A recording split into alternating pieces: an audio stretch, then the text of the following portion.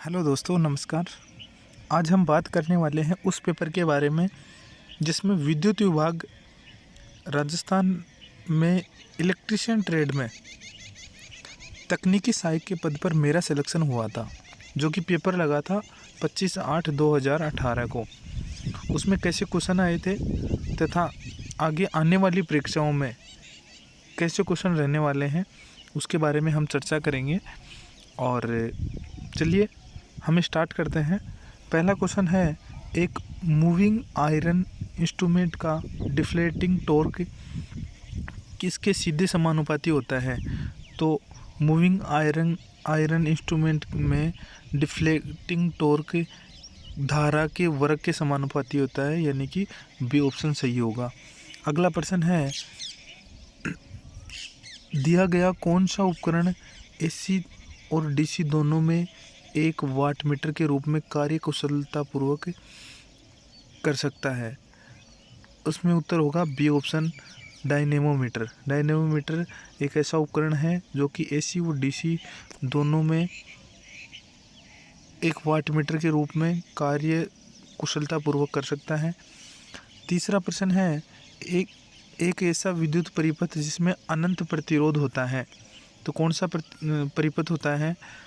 Open परिपथ, यानी कि खुला परिपथ होता है। दोस्तों यहाँ पे देखिए, सबसे ज़्यादा इंग्लिश के वर्ड यूज़ किए गए हैं, यानी कि हमें जब भी थ्योरी पढ़नी है तो इंग्लिश के वर्ड साथ में ज़रूर याद करने हैं, क्योंकि एग्ज़ाम में हम खूब सारा पढ़ के चले जाते हैं, लेकिन कहीं ना कहीं जब हमें इंग्लिश के वर्ड नहीं आते तो कहीं ना कहीं दिक्कत हो जाती है और हमें आते हुए क्वेश्चन भी गलत हो जाते हैं। अगला प्रश्न है, इसमें ए ऑप्शन होगा तीसरे वाले में, ओपन सर्किट में ओपन परिपथ का प्रतिरोध कितना होता है? अनंत प्रतिरोध होता है। जबकि शॉर्ट सर्किट का प्रतिरोध कितना होगा? 0 होगा। चौथा क्वेश्चन है, मेगर को खास तौर पर क्या मापने के लिए डिज़ाइन किया जाता है? तो मेगर को खास तौर पर बहुत अधिक प्रतिरोध को मापने के लिए डिज़ाइन किया जाता है। अगला प्रश्न है,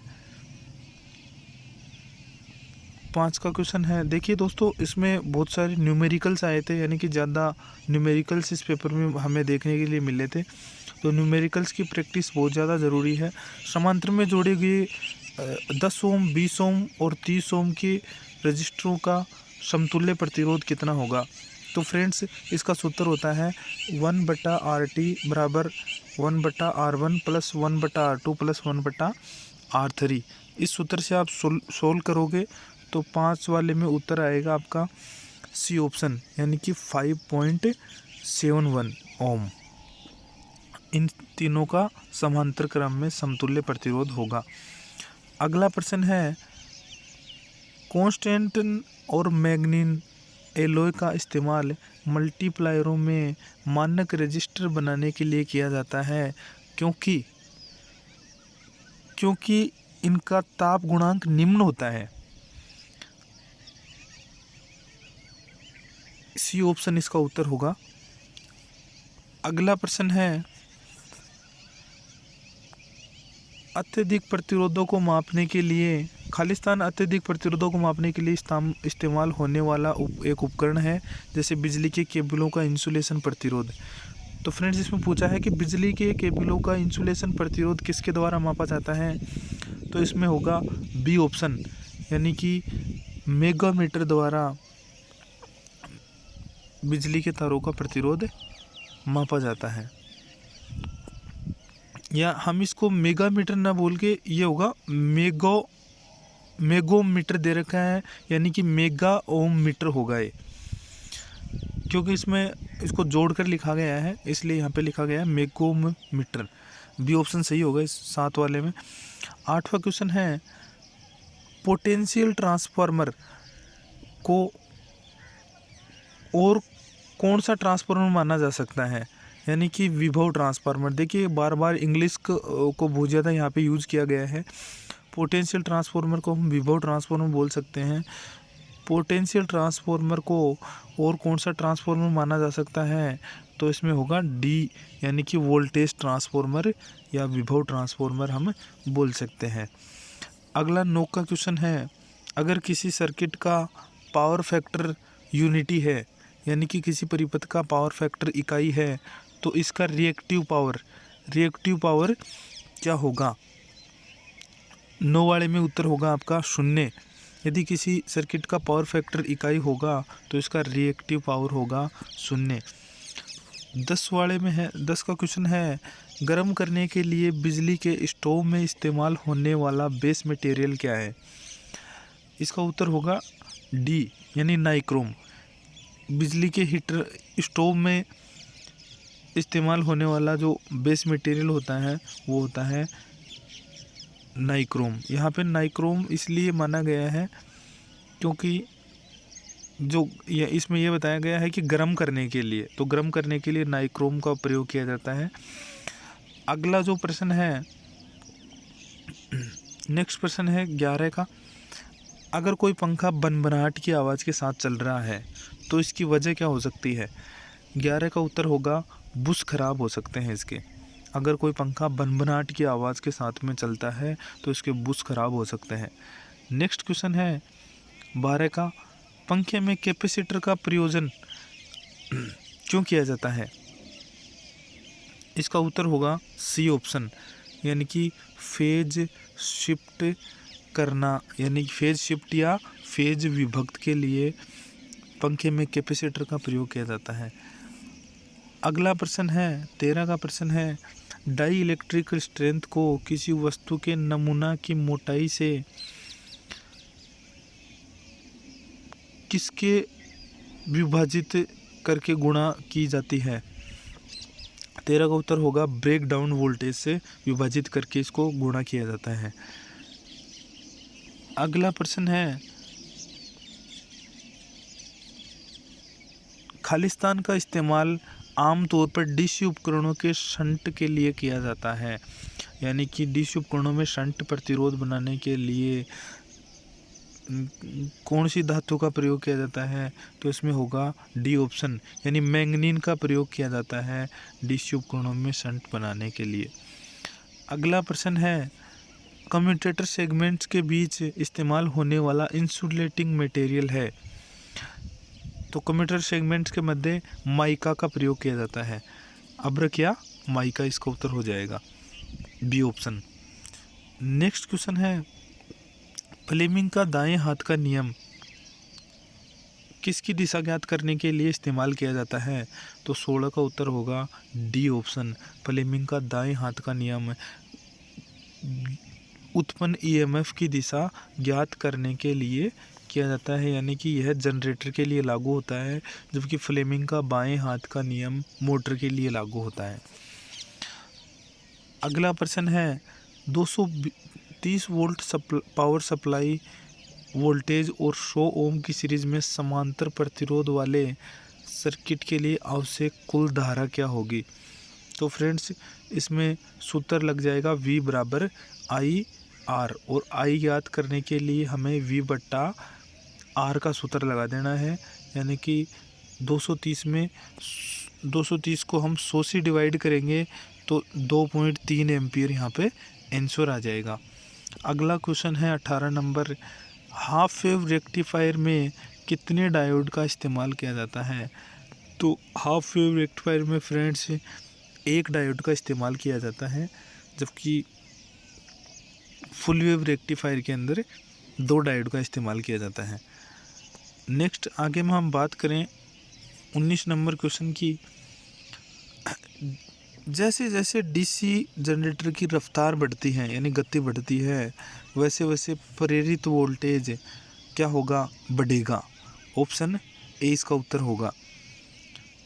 अगला क्वेश्चन है, कौन सा जनरेटर कोई अवशिष्ट चुंबकत्व नहीं होने पर भी वोल्टेज को बढ़ा सकता है?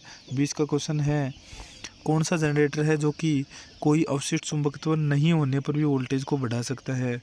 डी, जो सेपरेटली एक्साइटेड जनरेटर होगा वो कोई भी अवशिष्ट चुंबकत्व नहीं होगा तो भी वोल्टेज को बढ़ा सकता है। अगला प्रश्न है, उच्च आवृत्तियों पर सबसे बेहतर कार्य करने वाला बाईपास कैपेसिटर या संधारित्र कौन से प्रकार का है? ये होगा सी ऑप्शन, यानी सिरेमिक संधारित्र होता है वो उच्च आवृत्तियों पर बेहतर कार्य करता है। अगला प्रश्न है, निम्न में से किस कैपेसिटर का जीवन काल अपेक्षाकृत कम होता है? तो फ्रेंड्स इनमें से हो जाएगा ई ऑप्शन, इलेक्ट्रोलाइटिक कैपेसिटर होता है, इसका जीवन काल अपेक्षाकृत कम होता है। अगला प्रश्न है 23 नंबर प्रश्न है, कैपेसिटर की प्लेटों पर आवेश का सूत्र कौन सा है? तो इसमें सी ऑप्शन हो जाएगा, Q बराबर CV। 24 का क्वेश्चन है, बिना लोड पर DC सीरीज मोटर की चाल कितनी होती है? 24 का क्वेश्चन है, बिना लोड पर DC सीरीज मोटर की चाल कितनी होगी?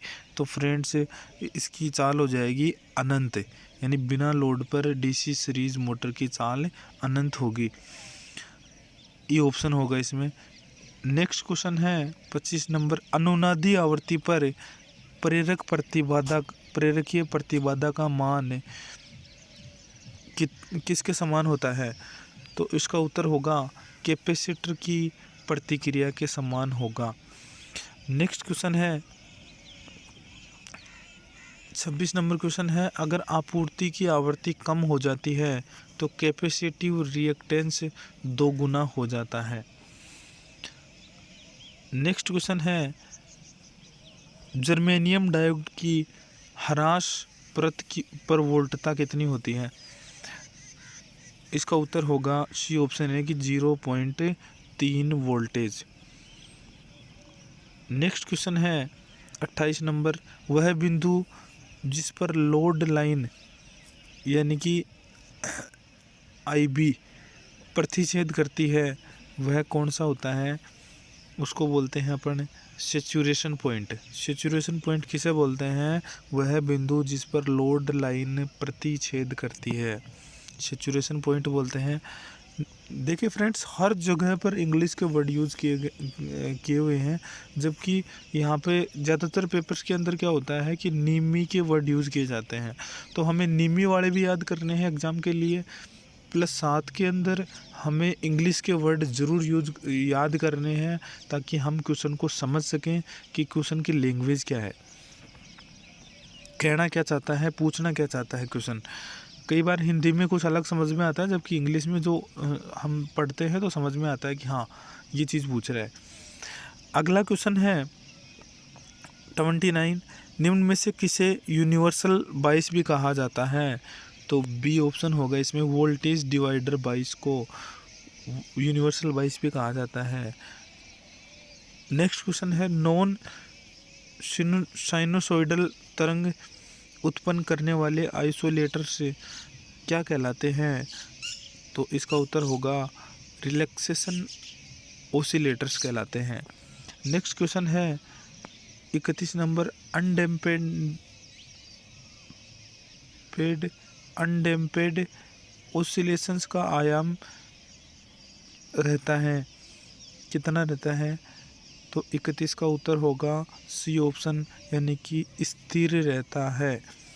अनडैम्पेड आइसोलेशन का आयाम स्थिर रहता है।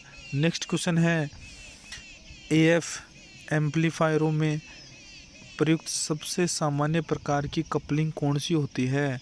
तो इसका उत्तर होगा RC कपलिंग, यानी सी ऑप्शन इसका उत्तर होगा। अगला प्रश्न है, किसी क्रिस्टल पर यांत्रिक प्रतिबल और विकृति लगने पर क्रिस्टल में एक EMF प्रेरित होता है जो क्या कहलाता है? उसे कहते हैं फ्रेंड्स पीजो इलेक्ट्रिक इफेक्ट, यानी कि पीजो इलेक्ट्रिक प्रभाव कहलाता है।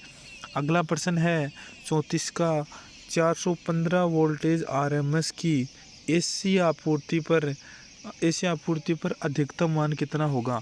तो फ्रेंड्स इसका सूत्र होता है VRMS बराबर 0.707 गुणा V मैक्सिमम। यहाँ से V मैक्सिमम बराबर हो जाएगा VRMS बट्टा 0.707। इससे यहाँ पे आपके पास उत्तर आएगा 587 वोल्टेज, यानी कि 587 वोल्टेज इसका उत्तर होगा। अगला प्रश्न है, यदि एक स्मार्टफोन की बैटरी 12 वोल्टेज पर प्रचालित है और गेम खेलने के दौरान इससे 8 एम्पीयर धारा आपूर्ति की जानी है, तो कितनी पावर की आवश्यकता होगी। तो फ्रेंड्स, इसमें आपको क्या करना है, बैटरी की जितनी पावर है इसमें जितने पर प्रचालित है और इसमें धारा की आपूर्ति कितनी है, तो यहाँ से हमें P बराबर VI का जो सूत्र होता है वो हमें लगाना है, यानी कि P बराबर शक्ति बराबर वोल्टेज गुणा धारा, P बराबर V इंटू I। यहाँ से वोल्टेज गुणा धारा हो जाएगा, तो हम 12 को 0.8 से गुणा करेंगे तो इसका उत्तर हो जाएगा 9.68। अगला प्रश्न है, वह एकमात्र वायरिंग जो छत के सबसे छोटे रूट से की जाती है और कम समकोण मोड़ों की आवश्यकता होती है, यानी जिसमें कम से कम 90 डिग्री के कोण आते हैं, वह कौन सी वायरिंग होती है। तो 36 का उत्तर होगा ई ऑप्शन, यानी कंड्यूट सरफेस वायरिंग। अगला प्रश्न है 37 का, 500 वाट का टोस्टर 30 मिनट तक चालू रखने पर उपयोग की गई ऊर्जा कितनी होगी। अब फ्रेंड्स, यहाँ पे इसका उत्तर होगा डी ऑप्शन, यानी 900 जूल। अगला प्रश्न है, बाह्य चुंबकीय क्षेत्र हटा लिए जाने पर किसी माध्यम में शेष चुंबकत्व कहलाता है, यानी कि बाह्य चुंबकीय क्षेत्र यदि हटा लिया जाए तो किसी माध्यम में शेष चुंबकत्व क्या कहलाता है। तो इसका उत्तर होगा रेमेनेंस कहलाता है। नेक्स्ट क्वेश्चन होगा 39, ट्रांसफॉर्मर में कोर के चुंबकीकरण परिवर्तन के कारण निम्न में से कौन सी हानियां होती हैं। तो इसका उत्तर होगा हिस्टेरिसिस हानि, यानी कि सी ऑप्शन, ट्रांसफॉर्मर के कोर के चुंबकीकरण के कारण कौन सी हानियां होती हैं, हिस्टेरिसिस हानियां। नेक्स्ट क्वेश्चन है, ट्रांसफॉर्मर में हिस्टेरिसिस हानि कैसे कम की जा सकती हैं। तो इसका उत्तर होगा सी ऑप्शन है, कोर में पदार्थ के कम हिस्टेरिसिस गुणांक वाले पदार्थ का प्रयोग करके। कोर में हम कम हिस्टेरिसिस या सैथिल्य गुणांक वाले पदार्थ का प्रयोग करके इसको कम किया जा सकता है। अगला प्रश्न है, डायक में कितने टर्मिनल होते हैं। तो इसका उत्तर होगा डी ऑप्शन है, डायक में 2 टर्मिनल होते हैं। अगला प्रश्न है, IGBT एक डिवाइस है। IGBT एक स्क्वायर नियम डिवाइस है। IGFET एक डिवाइस कौन सी है, स्क्वायर नियम डिवाइस है। अगला प्रश्न है, आवर्ती प्रतिक्रिया के साथ कौन सा युग्मन न्यूनतम हस्तक्षेप उत्पन्न करता है। तो इसका उत्तर होगा C option, direct coupling. Next question है, AC single phase energy meter किस इकाई में ऊर्जा को रिकॉर्ड करता है। तो फ्रेंड, इसका उत्तर होगा kWh, यानी किलोवाट घंटा, जो कि आप देख सकते हो आपके घर के बाहर भी जो विद्युत खपत वाला मीटर लगा हुआ है, एनर्जी मीटर, उसमें kWh में आपको रीडिंग शो करता है। अगला प्रश्न है 45, जब किसी भार को जोड़ने के बिना भी ऊर्जा मीटर की डिस्क घूर्णन हो रही है, तो इसमें कौन सी त्रुटि होती है, रेंगने वाली त्रुटि होती है, यानी रेंगने त्रुटि हम इसको बोल सकते हैं। या अगला प्रश्न है 46, एल्यूमिनियम डिस्क पर छिद्र किस कार्य में मदद करता है, यानी कि एल्यूमिनियम की जो चकती होती है उसमें छिद्र क्यों किए जाते हैं। तो 46 का आंसर होगा ए, यानी कि रेंगने को रोकने के लिए, यानी क्रिम्पिंग दोष को दूर करने के लिए एल्यूमिनियम की जो चकती होती है उसमें छिद्र किए जाते हैं। अगला प्रश्न है, करंट ट्रांसफार्मर का द्वितीयक क्या होगा? करंट ट्रांसफार्मर का द्वितीयक खालिस्तान का होगा, यानी कि किसका होगा? इसका उत्तर होगा पतली गेज को और अधिक मोड का बनाया जाएगा। जो करंट ट्रांसफार्मर होता है इसकी सेकेंडरी वाइंडिंग कैसी होगी? तो इसमें क्या होगा? पतली गेज और अधिक मोड वाला बनाया जाता है। 48 यानी कि 48 का क्वेश्चन है, यदि एक 1000 वाट शक्ति वाला बल्ब 1 घंटे जलता है तो विद्युत ऊर्जा की खपत कितनी होगी? तो इसका उत्तर होगा 1 kWh। क्योंकि फ्रेंड्स, यदि हमें विद्युत ऊर्जा की खपत ज्ञात करनी है तो इसका एक सूत्र मैंने एक क्लास में पहले भी बताया है कि इसका सूत्र होता है वाट गुणा, यानी कि कितने वाट खपत कर रहा है प्लस कितने दिन खपत कर रहा है, कि प्रतिदिन कितने घंटे खपत कर रहा है, और बटा में 1000 का भाग देना है। तो इसका उत्तर आपके पास में आ जाता है। अगला प्रश्न है 49। खालिस्तान घटना से संबंधित शब्द है जहां एक प्रेरक के माध्यम से करंट में परिवर्तन एक वोल्टेज को दूसरे में उत्प्रेरित करने का कारण बनता है। यानी कि एक के कारण से दूसरे में परिवर्तन आना कौन सी घटना कहलाती है? तो इसका उत्तर होगा पारस्परिक प्रेरकत्व, यानी कि हम इसको बोल सकते हैं अन्योन्य प्रेरण, जिस पर ट्रांसफार्मर कार्य करता है। अगला प्रश्न है 50 का, भारत में मानक सप्लाई आवृत्ति कितनी होती है? तो इसका उत्तर होगा 50 हर्ट्ज, जबकि अमेरिका में कितनी होती है? 60 हर्ट्ज। अब हम भारत की बात करें तो भारत में कितनी होती है? 50 हर्ट्ज आवृत्ति होती है। इसका उत्तर होगा सी ऑप्शन।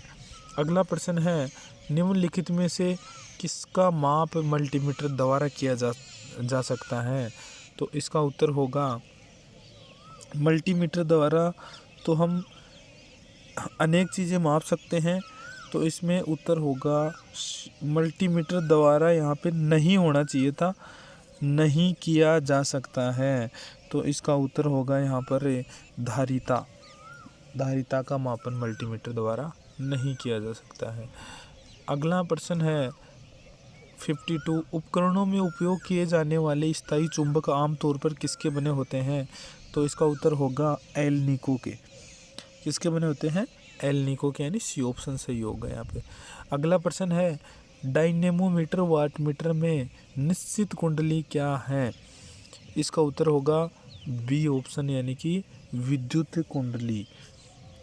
अगला प्रश्न है पोटेंशियल ट्रांसफार्मर में मापने वाला यंत्र किससे जुड़ा होता है? तो इसका उत्तर होगा बी ऑप्शन, यानी माध्यमिक या सेकेंडरी वाइंडिंग से जुड़ा होता है। अगला प्रश्न है 50 ओम प्रतिरोध वाले श्रृंखला में 20 वोल्ट का बैटरी जुड़ा हुआ है। रजिस्टर में खपत होने वाले विद्युत की गणना कैसे की जा सकती है? अब हम बात करें यहाँ पर V बराबर IR सूत्र लगेगा। यहाँ पे वापस से आपको धारा ज्ञात करनी है। ओम का जो नियम होता है, यानी कि V बराबर I इंटू R। अब यहाँ से I याद करने के लिए I बराबर V बटा R, यानी वोल्टेज में धारा का भाग देना है। तो यहाँ पे आपके पास में धारा आ जाएगी। जबकि हम बात करें यहाँ पे विद्युत की गणना कैसे की जाती है, तो इसमें रजिस्टर में खपत होने वाली विद्युत की गणना कैसे की जा सकती है? यहाँ पे खपत का नाम आता है तो फ्रेंड्स यहाँ पे आपको शक्ति पूछता है। तो शक्ति बराबर V स्क्वायर बटा R सूत्र लगेगा, यानी कि 20 गुणा 20 बटा 50। यहाँ से आपके पास में उत्तर आएगा 400 बटा 50, जिससे कि आपके पास में उत्तर आ जाएगा 8 वाट, यानी कि इसमें शक्ति खपत कितना होगा? 8 वाट शक्ति खपत होगा। ए ऑप्शन यहाँ पे करेक्ट होगा। अगला प्रश्न है 56।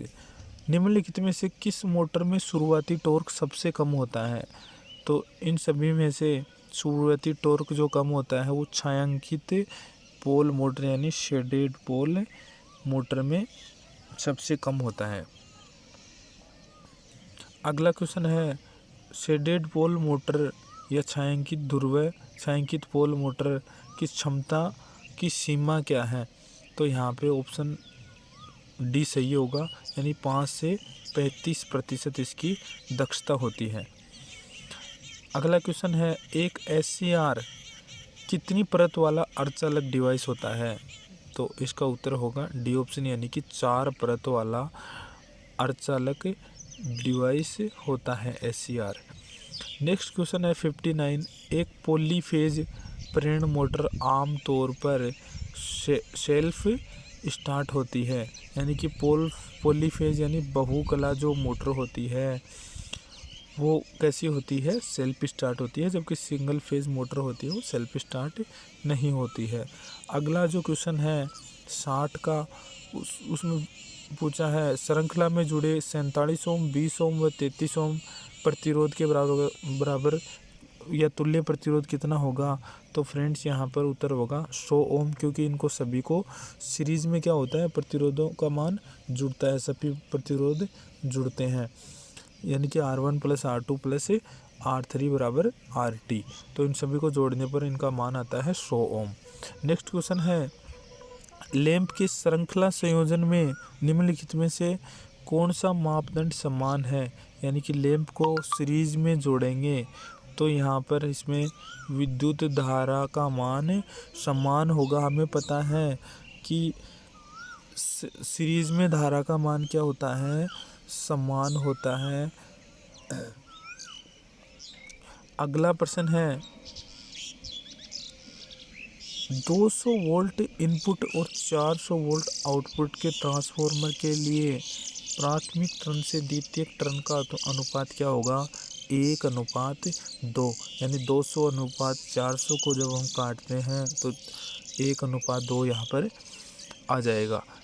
नेक्स्ट क्वेश्चन है इलेक्ट्रिक मोटर में फ्यूज का उद्देश्य किसकी सुरक्षा प्रदान करना होता है? तो इसका ऊपर आंसर होगा ओवरलोड से सुरक्षा प्रदान करने के लिए इलेक्ट्रिक मोटर में फ्यूज लगाया जाता है। नेक्स्ट क्वेश्चन है 35 वोल्ट सप्लाई की श्रृंखला में जुड़े तीनों प्रतिरोधक 2 किलो ओम और 3 किलो ओम का कुल करंट और प्रतिरोध क्या होगा? तो फ्रेंड्स यहाँ पे आपको क्या करना है, प्रतिरोधक किस में जुड़े हुए हैं? श्रृंखला में जुड़े हुए हैं, जबकि आपको मान किस में दे रखा है? किलो ओम में यहाँ पर मान दे रखा है। तो यहाँ पर क्या करना है आपको? कुल धारा पूछी है, तो धारा यहाँ पे कुल धारा और कुल प्रतिरोध, तो कुल प्रतिरोध तो यहाँ पे कैसे आ जाएगा? इन तीनों को जोड़ने पर, यानी कि यहाँ पर आपको क्या करना है? कुल धारा का जो सूत्र लगाना है I = V/R से आपको यहाँ पर निकालना है, और यहाँ पर आपको कुल प्रतिरोध भी बताना है, यानी कि इसका उत्तर होगा 7 किलो ओम और 5 मिली एम्पियर। 7 किलो ओम तो प्रतिरोध यहाँ पर होगा, तथा जो कुल धारा होगी वो 5 मिली एम्पियर होगी। 7 किलो ओम प्रतिरोध कैसे होगा? इन सभी को सीरीज में है तो इन सभी को जोड़ देना है, तो यहाँ से 7 किलो ओम आ जाएगा, और उसके बाद में 7 किलो ओम जो प्रतिरोध है उसका हमें भाग दे देना है किसमें? 35 में। तो 35/7000 करेंगे तो यहाँ पर हमारे पास में उत्तर आ जाता है 5 मिली एम्पियर। नेक्स्ट क्वेश्चन है संचयी रूप से संयुक्त डीसी मोटर में जब भार बढ़ता है तो गति पर क्या प्रभाव पड़ेगा? तो गति कम हो जाती है। अगला प्रश्न है 66 किसी भी विद्युत मोटर के आउटपुट पावर को खाली स्थान पर लिया जाता है, यानी कि किसी भी विद्युत मोटर के आउटपुट पावर को कहाँ पर लिया जाता है? तो कपलिंग शाफ्ट पर माउंट पर लिया जाता है। इसका उत्तर होगा बी ऑप्शन। अगला प्रश्न है पूर्ण तरंग रेक्टिफायर में यानी कि फुल वेव रेक्टिफायर में उपयोग लिए जाने वाले डायोडों की संख्या कितनी होगी? 2 होगी। यह मैंने पहले भी आपको बताया है, यानी कि 67 का उत्तर होगा बी ऑप्शन। अगला क्वेश्चन है, ट्यूबलाइट सर्किट में चौक का प्राथमिक कार्य क्या होता है? तो ट्यूबलाइट सर्किट में चौक क्यों लगाई जाती है? स्टार्टिंग में उच्च वोल्टेज प्रेरित करने के लिए, यानी कि इसका उत्तर होगा बी ऑप्शन यहाँ पर सही होगा। 69, इलेक्ट्रोलाइट के मामले में तापमान में वृद्धि खालिस्तान का कारण बनता है। यानी कि इलेक्ट्रोलाइट की यदि हम बात करते हैं तो तापमान में जब वृद्धि करते हैं तो इससे प्रतिरोध में कमी आती है। अगला जो प्रश्न है 70 का, इसमें पूछा गया है, ऐसी सामग्री जिसे बहुत ही कम चुंबक बनाया जा सकता है उसको क्या कहते हैं? तो ऐसी सामग्री कौन सी है जिससे बहुत ही कम चुंबक बनाया जा सकता है? तो फ्रेंड्स यहाँ पर इसमें लोह चुंबकीय और प्रति चुंबकीय पैरामैग्नेटिक, यानी कि यहाँ पर होगा बी ऑप्शन, पैरामैग्नेटिक यहाँ पर सही होगा। नेक्स्ट क्वेश्चन है, कंडक्टर में विकसित ऊष्मा खालिस्तान के अनुपात में है। यानी कि कंडक्टर में जो उत्पन्न ऊष्मा होती है वो किसके अनुपात में होती है? तो धारा स्क्वायर यानी आई स्क्वायर। जैसे कि हम सूत्र की बात करें, जो H बराबर होता है आई स्क्वायर RT, यानी H समानुपाती किसके होता है? धारा आई स्क्वायर के समानुपाती होता है। तो इसमें भी पूछा गया है जो ऊष्मा होती है जो किसके समानुपाती होती है? यानी कि धारा के स्क्वायर के समानुपाती होती है। अगला प्रश्न है, डीसी मोटर में बैक ईएमएफ किस पर निर्भर करता है? तो इसका उत्तर होगा फील्ड फ्लक्स, यानी कि बी ऑप्शन, फील्ड फ्लक्स पर निर्भर करता है डीसी मोटर में बैक ईएमएफ। नेक्स्ट क्वेश्चन है, थर्मल ओवरलोड रिले स्टार्टर में मोटर की रक्षा करने के लिए किसके विरुद्ध प्रदान किया जाता है? तो 73 का उत्तर होगा सी ऑप्शन, यानी कि अतिरिक्त करंट यानी कि ओवरलोड के विरुद्ध सुरक्षा के लिए यहाँ पर प्रदान किया जाता है, यानी लगाया जाता है। थर्मल ओवरलोड रिले ओवरलोड से सुरक्षा प्रदान करने के लिए यहाँ पर लगाया जाता है मोटर में। नेक्स्ट क्वेश्चन है, यदि vacuum tube amplifier circuit 50 kilo ohm प्रतिरोधी के पास 150 वोल्ट है तो इसमें करंट का मान यानी I बराबर V/R से आपको ज्ञात करना है। तो यहाँ पर आपके पास में उत्तर आ जाएगा बी ऑप्शन, यानी कि 3 मिली एम्पियर यहाँ पे इसका उत्तर होगा। नेक्स्ट क्वेश्चन है 75, कार्बन संरचना प्रतिरोधी के लिए निम्नलिखित में से कौन सा सामान्य प्रतिरोध और बिजली अपव्यय मूल्य है? कार्बन के लिए कौन सा होगा? तो यहाँ पर कार्बन के लिए होगा ए ऑप्शन। अगला प्रश्न है 76, लेड एसिड सेल का आउटपुट क्या होता है? तो फ्रेंड्स लेड एसिड सेल का आउटपुट होता है 2.2 वोल्टेज। अगला प्रश्न है, निम्न में से कौन सा परिवर्तनीय प्रकार का कैपेसिटर है? तो इसमें उत्तर होगा ई। ट्रिमर जो कैपेसिटर होता है वो परिवर्तनीय प्रकार का कैपेसिटर होता है। अगला प्रश्न है, फैराडे के सिद्धांत के अनुसार विद्युत चुंबकीय इंडक्शन विद्युत क्षेत्र समय के विभिन्न चुंबकीय प्रवाह द्वारा उत्पादित किया जा सकता है, यानी कि इसमें होगा ए ऑप्शन इसका उत्तर होगा। नेक्स्ट क्वेश्चन है, डीसी मोटर की गति किसके सीधे समानुपाती होती है? तो बैक ईएमएफ के सीधे समानुपाती होती है, यानी कि एन समानुपाती EB/5 होता है, जिसमें कि EB बैक ईएमएफ होता है, यानी कि डीसी मोटर की गति सीधे बैक ईएमएफ के समानुपाती होती है। नेक्स्ट क्वेश्चन है 80 नंबर, एसी तरंग फॉर्म की ध्रुवीयता प्रत्येक खालिस्तान चक्कर को उलट देती है, यानी कि अर्ध चक्कर को उलट देती है। एसी तरंग फॉर्म की ध्रुवीयता प्रत्येक अर्ध चक्कर को उलट देती है। नेक्स्ट क्वेश्चन है, एक अल्टरनेटर जिसके 2 पोल हैं, 3000 आरपीएम पर घूम रहा है, उसके द्वारा उत्पन्न किए गए वोल्टेज की आवृत्ति, यानी कि यहाँ पर सूत्र लगेगा F बराबर 120 गुणा F बराबर, यहाँ पर दिया हुआ है आपके पास में F बराबर N गुणा P बट्टा 120 सूत्र यहाँ पर लगेगा। उससे आपके पास में उत्तर यहाँ पर निकल जाएगा। इसका उत्तर आएगा आपके पास में 50 हर्ट्ज, यानी कि सी ऑप्शन। नेक्स्ट है टेट्रोड वालों में चौथे इलेक्ट्रोड को क्या कहा जाता है? तो इसमें उत्तर होगा डी ऑप्शन, यानी कि स्क्रीन ग्रिड कहा जाता है। नेक्स्ट क्वेश्चन है एक तरंग शीर्ष से दूसरे या गर्त के मध्य की दूरी को क्या कहा जाता है? इसका उत्तर होगा ई ऑप्शन, यानी कि तरंग दैर्ध्य कहा जाता है। एक तरंग शीर्ष से दूसरे गर्त के मध्य की एक तरंग शीर्ष से दूसरे या गर्त के मध्य की दूरी को तरंग दैर्ध्य कहा जाता है। नेक्स्ट क्वेश्चन है किसी प्रतिरोध में डेसिपेटेड पावर को खालिस्तान में संपूर्ण रूप से प्रसारित इसके कंडक्टेंस G और वोल्टेज V के रूप में दिया जाता है। तो यहाँ पे पावर का सूत्र हो जाएगा, इसमें पूछा गया है कि यदि कंडक्टेंस यानी चालकता यहाँ पर G है और वोल्टेज V है तो शक्ति का सूत्र क्या होगा? शक्ति का सूत्र होगा यहाँ पर ए ऑप्शन, यानी V स्क्वायर G, P बराबर V स्क्वायर G।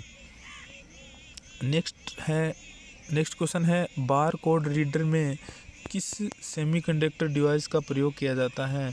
तो इसका उत्तर होगा सी ऑप्शन, यानी कि लेजर डायोड का प्रयोग किया जाता है। बार कोड रीडर में लेजर डायोड का प्रयोग किया जाता है। नेक्स्ट क्वेश्चन है एक्टिव पावर से अप्रेंटिव पावर का अनुपात किस फैक्टर के रूप में माना जाता है? तो इसका उत्तर होगा सी ऑप्शन, यानी पावर फैक्टर के रूप में माना जाता है। नेक्स्ट क्वेश्चन है 87 खालिस्तान को लोड के लिए डिलीवर किए गए पावर से जनरेटर से उपलब्ध पावर के अनुपात के रूप में परिभाषित किया जाता है। तो इसका उत्तर होगा ए ट्रांसड्यूसर गेन। नेक्स्ट क्वेश्चन है एक इलेक्ट्रॉनिक भाग में 2 कंडक्टर प्लेटें एक खालिस्तान द्वारा अलग की गई हैं और जो चार्ज की एक निश्चित मात्रा को स्टोर करने में समर्थ हैं, उसे क्या कहा जाता है? इसका उत्तर होगा डी ऑप्शन, यानी कि कैपेसिटर। कैपेसिटर में 88 का उत्तर होगा यहाँ पर D option capacitor. Next question है एक ट्रांसफार्मर जिसका एक प्राथमिक कॉइल 100 टर्न है और सेकेंडरी यानी माध्यमिक कॉइल 2000 टर्न है, इसमें 12 वोल्टेज इसके प्राथमिक से जुड़ा हुआ है, तो आउटपुट वोल्टेज क्या होगा? तो इसमें सूत्र लग जाता है N2/N1 बराबर V2/V1 से यहाँ पे जब हम निकालते हैं तो 89 का उत्तर होगा डी ऑप्शन, यानी कि 240 वोल्टेज। नेक्स्ट क्वेश्चन है उच्च गेन के लिए निम्न एम्पलीफायरों में से किसे वरीयता दी जाती है? यानी उच्च गेन के लिए कौन सा एम्पलीफायर को हम वरीयता देंगे इन सभी में से? तो इसका उत्तर होगा यहाँ पर सी ऑप्शन, यानी कैस्केड एम्पलीफायर को। नेक्स्ट क्वेश्चन है कौन सा लॉजिक गेट 2 समांतर स्विचों के फंक्शन के समान होता है? तो इसका उत्तर होगा सी OR, यानी और जो लॉजिक गेट होता है वो 2 समांतर स्विचों के समान होता है। नेक्स्ट क्वेश्चन है निम्न माध्यमों में से किसमें न्यूनतम डाइलेक्ट्रिक क्षमता होती है? इसका उत्तर होगा यहाँ पर सी ऑप्शन, यानी कि वायु में। नेक्स्ट क्वेश्चन है कैपेसिटर का डिसिपेशन फैक्टर खालिस्तान के प्रयोग द्वारा मापा जा सकता है, यानी किसके द्वारा मापा जा सकता है कैपेसिटर का डिसिपेशन फैक्टर? 93 का उत्तर होगा सी ऑप्शन, यानी शेरिंग ब्रिज द्वारा। नेक्स्ट क्वेश्चन है किसी ट्रांसफार्मर में उत्पन्न हुई ध्वनि को खालिस्तान नाम दिया जाता है, यानी कि हमिंग की ध्वनि बोला जाता है। ट्रांसफार्मर में कैसी ध्वनि उत्पन्न होती है? हमिंग की ध्वनि उत्पन्न होती है। 95 है इंडक्शन मोटर में वास्तविक स्लिप का मान कितना होता है? तो इसमें उत्तर होगा 3 से 5%, यानी कि बी ऑप्शन। नेक्स्ट क्वेश्चन है एक 4 पोल मशीन के लिए एक डुप्लेक्स वाइंडिंग में समांतर पथों की संख्या कितनी होगी? तो इसमें उत्तर होगा इसका सी ऑप्शन, यानी 4 पोल मशीन के लिए डुप्लेक्स वाइंडिंग में पथों की समांतर पथों की संख्या हो जाएगी 8, यानी सी ऑप्शन उत्तर। अगला प्रश्न है, सस्पेंटेंस खालिस्तान शब्द के रूप में व्यक्त किया जाता है। इसका यहाँ पर इसका आंसर होगा डी ऑप्शन है, सीमेंस के रूप में।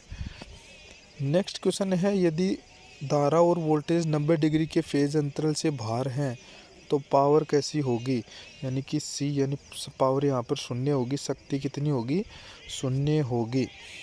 नेक्स्ट क्वेश्चन है, थायरिस्टर बंद हो जाता है जब एनोड का करंट खालिस्तान से नीचे चला जाता है, यानी कि किससे नीचे चले जाए तब थायरिस्टर बंद हो जाता है, जब एनोड का करंट, सी ऑप्शन होगा इसमें, हेल्डिंग धारा से नीचे चला जाता है। अगला प्रश्न है, किस वेव में फॉर्म फैक्टर का मान उच्चतम होता है।